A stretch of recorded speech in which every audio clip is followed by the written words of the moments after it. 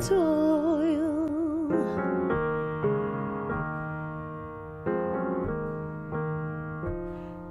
They moved through fields sowing seed.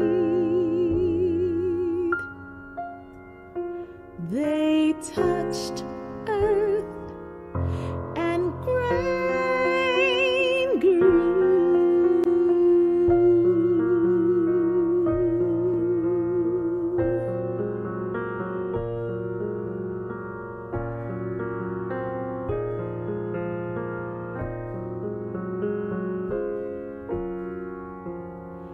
They were full of sturdiness and singing.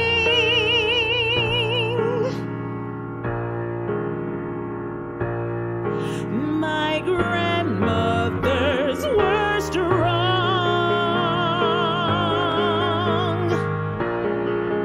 My grandmothers are full of memories, smelling of soap and onions and wet clay, with veins rolling roughly over quick hands. They had many clean words to say. My grandmothers were strong. Why am I not as they?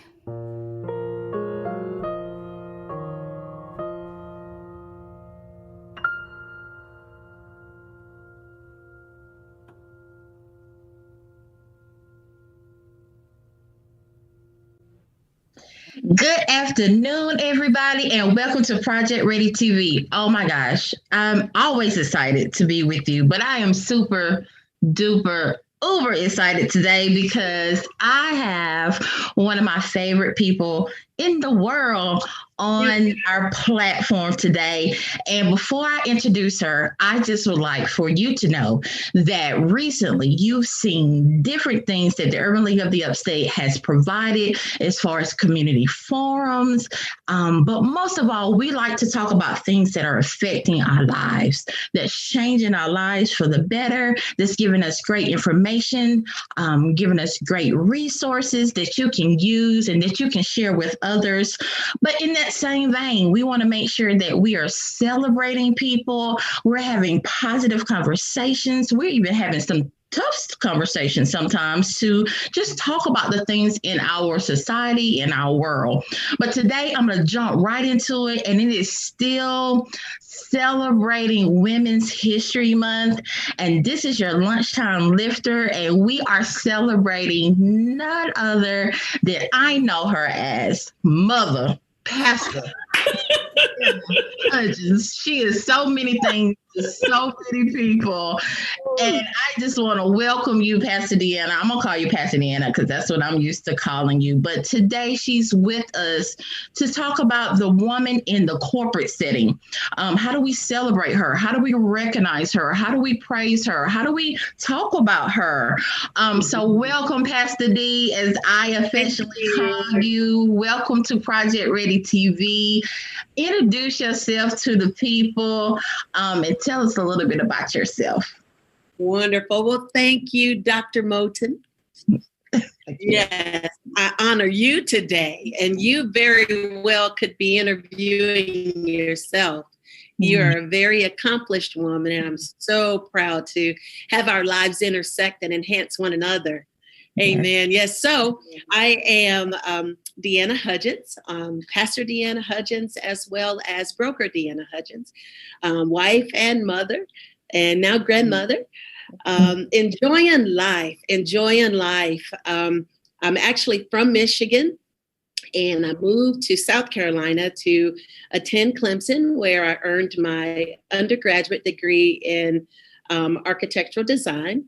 And I also went and took a year and went back and got my master's in city and regional planning. And little did I know God was marrying those two disciplines into a life in commercial real estate for sales and leasing and development and site locations and all things commercial real estate. So I started out thinking that I would be an architect. And in my senior year, I realized that I loved the craft, but I did not like the location. At that time, architects were pinned to a desk. And my senior year and my last semester, I said, oh my gosh, I don't want to be pinned to a desk. And so I ended up taking, I had one elective left as I was wrapping up. Most people took their electives early, but I took my requireds early, and I still had that one elective.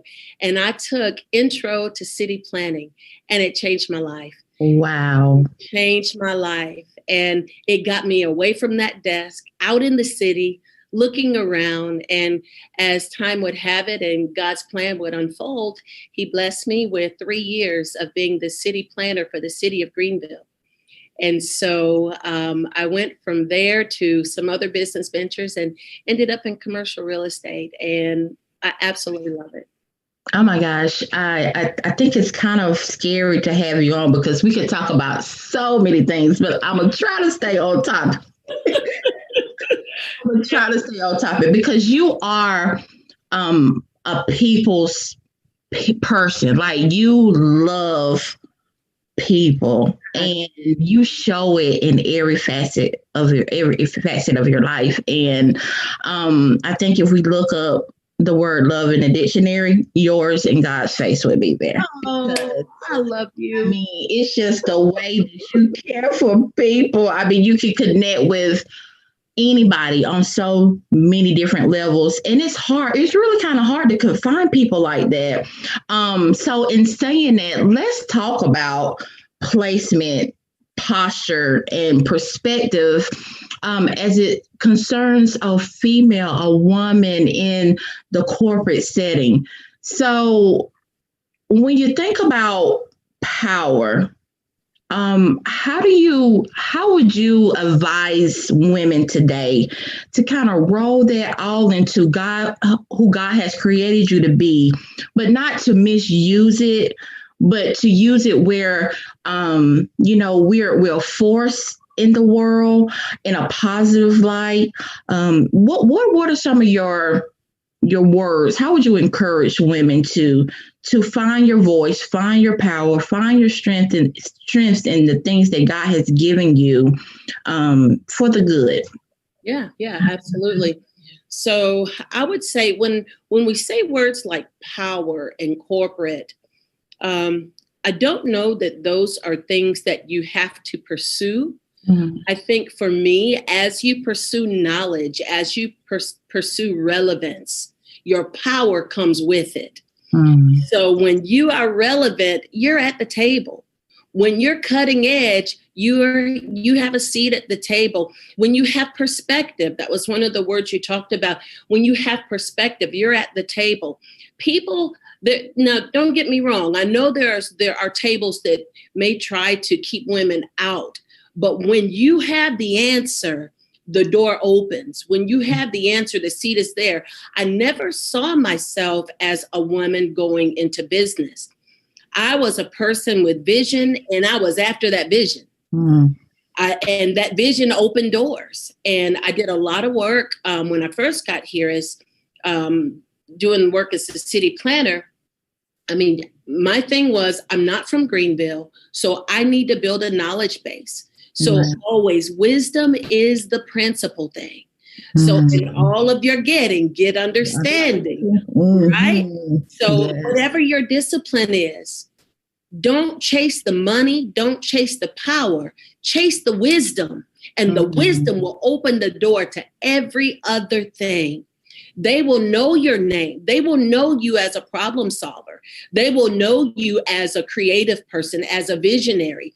And because of that, it will bring you into the room.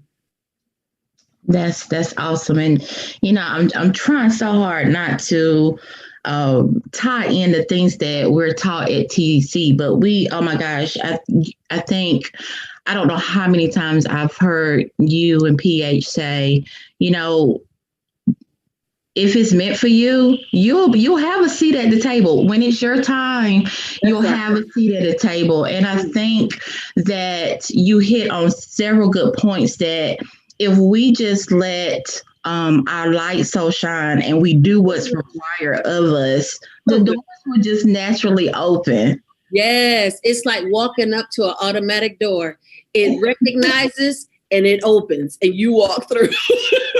You don't have to turn your own doorknobs. Because I know we're talking about the corporate woman, but you are her. But you come at it from a different perspective. You come at it from knowing what my purpose is and allowing my purpose to generate, or open the door or bring forth the resources to me because you know who your source is. So you look at it from a different light. And I'm so glad that we're kind of introducing this this way of thinking because we don't get to as often, but as Christians and those that love the Lord, we have to actually open the door or make a way for the knowledge for people to understand that we should do things differently so that we can have different opportunities come to us differently. That's exactly I love how you intertwine that. So with us witnessing the first Black president and the first minority vice president, how would you encourage women to maintain this space of being feminine in a male dominant world? Yeah, you have to be true to you. Mm-hmm. And as a woman, we are feminine. Mm-hmm. And if I walk into a room, and in fact, when much of my life, I've been in male-dominated rooms and spaces. Mm-hmm. But I'm true to me. I'm true. Yes. I am a woman. And in their conversations, it's okay to have locker room talk around me. Mm-hmm. And so as I carry myself as a woman, then that is what I project and that is what I attract. Mm-hmm. But if I get involved in the locker room talk, that's when I begin to lose my femininity. Yes, I love it. Just be true. Be true. Know your standards and don't force people to your standard. Live your standard, and your standard will set the bar for how people interact with you. Yeah, oftentimes it's like men do it this way and women do it this way. No, business doesn't know gender. People know gender. Mm. Business knows knowledge. Business knows innovation. Business doesn't know gender. So when we bring that to the table, we level the playing field ourselves. I'm not at a disadvantage as a woman. I think I have an advantage. Yes. Yes. Yes. I agree. So a lot of our audience, well, they're adults, but I guess our goal is to make sure that our middle and high school students know that, the skies are the limits. I mean, if you work hard, you study hard, you can do anything that you want to. So what would kind of your words of encouragement and wisdom be around, business leaders in the making? Like, how would you encourage them to write the things down that they want and just go after them, male or female? Yes. Yes. So I would say, again, coming back to wisdom and understanding and making yourself relevant. So whatever those areas are that you have an interest in, begin to learn and don't be paralyzed by what you don't know, but be motivated by what you do. Start where you are. This is what I know. I like this. I'm interested in that. I'm really good at this. And as you begin to pursue those things, you increase your knowledge base. Sometimes you may have a trusted voice that can say, you're really good at this, or I see this in you. don't let them make the decision, but listen and consider, especially in school. Your teachers should be able to give you insight to your gifts. They should be able to give you insight to what you're good at. And you see that as well in your tests. When you get your test back, when you're studying different modules, you begin to see, man, I love this. I found out that my son loved history. And I didn't see that at home, that he loved history. He learned that in school. And so as you go through your academic rigor, your schedules, you'll begin to see what's in there. You'll begin to see what you're drawn to. But it's important that you have your own voice and your own image of yourself. In my capacity, I would encourage you to pray daily, pray often, and allow the Lord to show you how he created you, because you're not chasing something that doesn't exist. You are seeking to discover something that's already on the inside of you.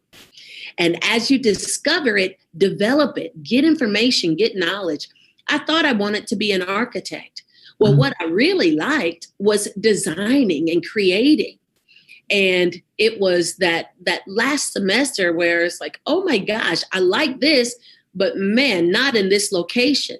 Well, city and regional planning was the same thing, designing cities, planning spaces for people to interact and move together, just like you would in a building. But now I'm in the location that causes me to thrive. So it's like if you plant an orange tree in Michigan, it might produce a little orange. It might produce 2 or 3 months of the year.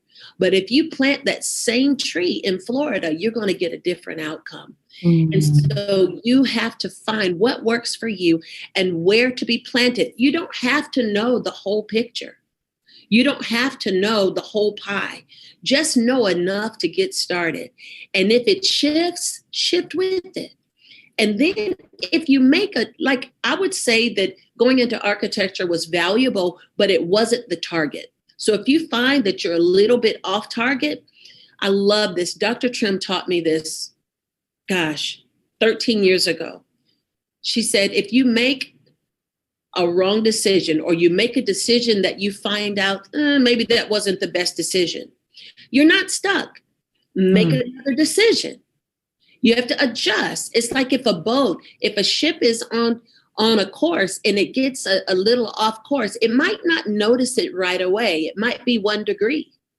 But 1 degree at the beginning looks like this. But as you keep going, it gets wider and wider. And at some point, they realize we're off course. So what do? We just correct course. Don't beat yourself up. Correct course and keep being great. Keep discovering. Keep learning. Keep gaining that knowledge and that wisdom base, because that is what's going to make you rise from level to level to level. This entire world runs on wisdom. That's amazing. I want to say you're doing what I tell my mom that she does a lot of times. You're teaching. So you're teaching and preaching all at the same time. I love it. You need to coin that phrase. I stole it from Jocelyn, but I'm gonna take it away from her for right now. So, but anyway, one more question. We do a lot of mentoring at the Urban League, and we really feel like it is what helped make the world go around. It's, making sure that when I have something, I'm giving it to someone else. How do you feel about mentoring and mentorship? How important is it for your life? Do you have any mentors? Do you encourage mentorship? Absolutely. So I think that mentoring is actually not an event, but it's a way of life. I think it's a responsibility that we have. And sometimes we think of mentorship in this one way. This is the house of mentorship, and this is how it's done. But I would say mentoring is when you make your life available for another person to learn from you. Not that you would only teach, but you would show your life. You would be vulnerable enough to share and show your life. And so mentoring becomes a lifestyle. It's like it's the rent that you pay for the people that mentored you, the people whose shoulders that we stand on. Some of them we will never meet because they came centuries before us. They cut paths for us. They shed blood for us. And so we stand on their shoulders. And so our lives, it's not fair to have a level of success and not share it with others. No one has come here to be in a silo. I don't think that God created us to be hermits, but he created us to be connected and to share life, to laugh together, love together, to cry together, to create together, all of those things as he leads us and guides us through this life of discovery, and sometimes people will try to get you to compare. And Lord have mercy, if ever there was a trick, comparisons are tricks. Don't look at somebody else and compare yourself and see what they have and what you don't have or what you think. You have no clue what's inside of you. You have no clue. So it's important to just focus on you. When you get up in the morning, this is something I taught my son who's now 19, but when you get up in the morning, you're not trying to have a day that's on a 10. You start out on a 10. You start out on 100. And what you do during that day determines how much of your 100 you keep. So you're not starting out empty-handed trying to hustle and get something. You're starting out loaded. You got it all. And what you do during the day determines how much of that you keep, how much of that you develop. So share your light, share your gift, mentor. And you don't have to be older to mentor. You just have to have something to share. All of us have learned from babies. All of us have learned from middle schoolers. All of us have learned from high schoolers. If you open yourself to learning is everywhere. And it's a lifetime. And there's this one thing that Marcus Benjamin mentioned to me one time. He said that, well, not a pie, it's a candle. I want to change it to something. It doesn't be wealth. It can be gifts. It can be mentoring. It could be abilities, that it's not a finite thing. It's a candle. And that candle lighting another candle doesn't lose any light. It only increases light. So as I share my candle with another candle, if I help that wick get burning, the light is doubled. If we go and share, then the light is brighter and brighter and brighter. So giving yourself away takes nothing away from you. It only increases all of the people that you share with. Gosh, that is so good. It increases the flame. Yes. You start burning. Yes. I start burning and somebody else goes. That is so good. That is so good. I love it. And I love you. Thank you for sharing. I love you. Yes. How can the people find you? Like, tell us how we can hear more of you, see more of you. Tell us how we can find you. Yeah. So, of course, at the Equipping Center, on the Equipping Center page or the YouTube channel, or I also have a Facebook page. I have an Instagram. I don't do a lot on it, but I see that that's the trend where you meet people. And so I'm going to begin to boost that up and do some more with that. And then also with Signature Commercial Properties. That's the company that the Lord has given me, and that's my platform for reaching out in the commercial real estate world. I love it. Thank you again, Pastor D, for sharing this information, this wealth that you've given us today, and for pouring out your heart to us so that we can be better. Well, Project Ready TV family, I am so excited that you were able to join in with us today. Make sure you tune in with us next week for our last segment in Women's History Month, but also make sure that you join us Thursday night at 7 p.m. for our Women's History platform. We're going to have a few women join us in this panel and just talking about the complete woman. And I am super excited to host this and to share it with you on Thursday. Until then, I want you to do a few things. I want you to share, I want you to like, and I want you to tag this segment today and encourage someone else, encourage another woman, tell them how much you appreciate them. Tell them how much you love them. Well, until next time, my name is Angie E Moton, and thank you, Deanna Hudgens, for joining us today. Until next time, goodbye.